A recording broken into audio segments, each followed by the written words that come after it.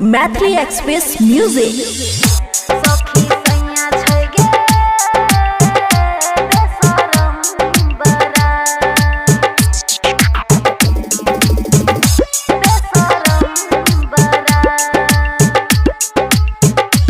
खुशी recording studio बलुआहा।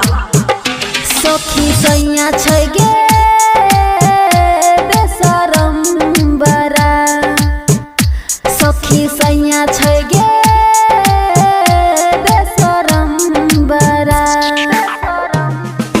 सजिया पर खोल के होई जाई छै खरा, सखी सैया छै गे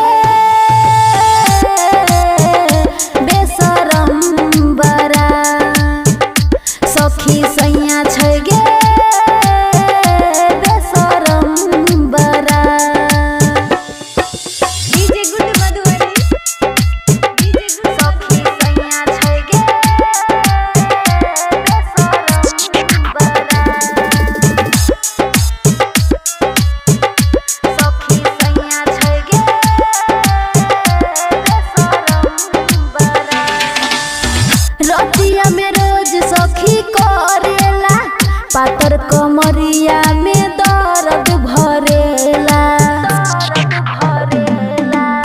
चूस के ओठ उतलाल करेला, हम रही नीचे उता ऊपर चढ़ेला।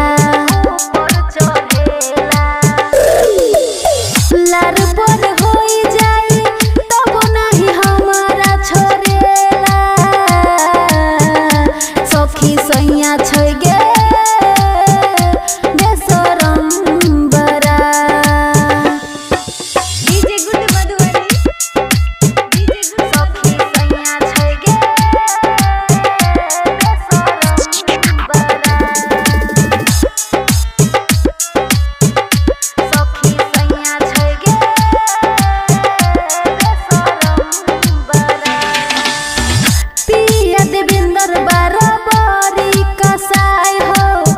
जबरी घुसाई देला हमके रोवाई हो।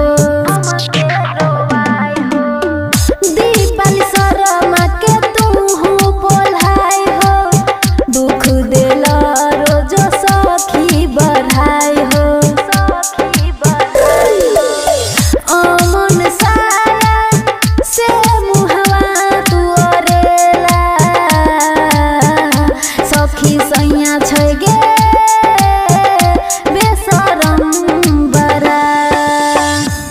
खुशी रिकॉर्डिंग स्टूडियो बलुआहा।